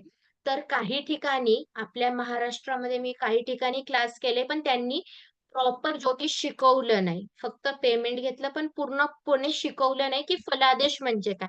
गणिताकडे जास्त भर दिला. म्हणजे ग्रह स्पष्ट करा वगैरे ह्या ठिकाणून.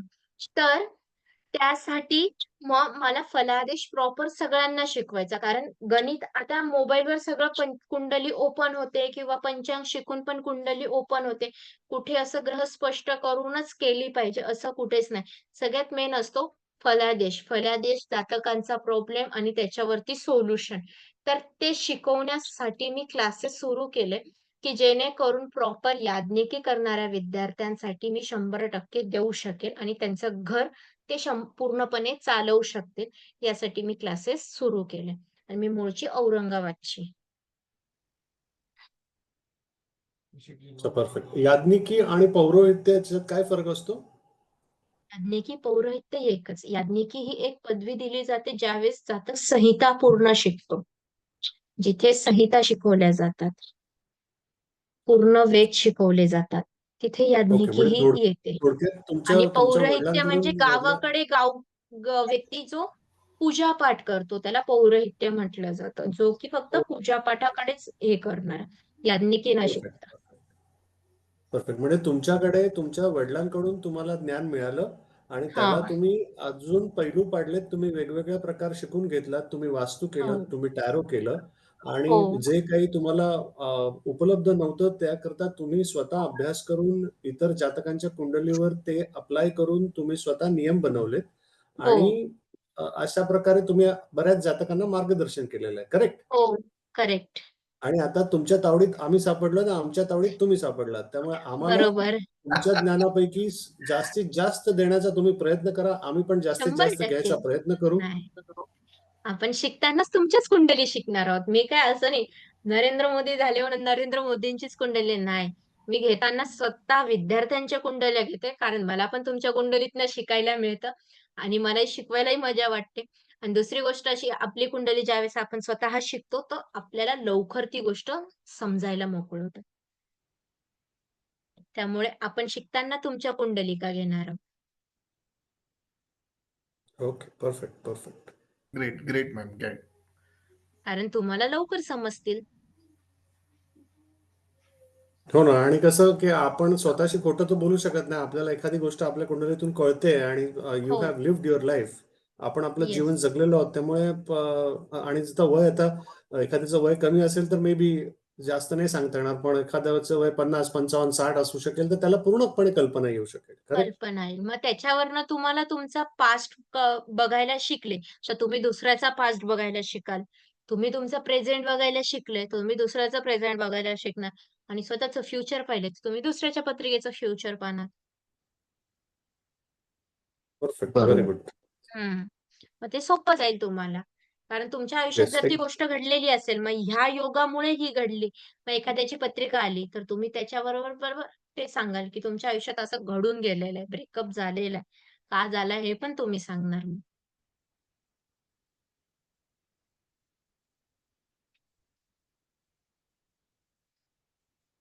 अजून कोणाला ओके. काही परफेक्ट मॅडम. करायचं?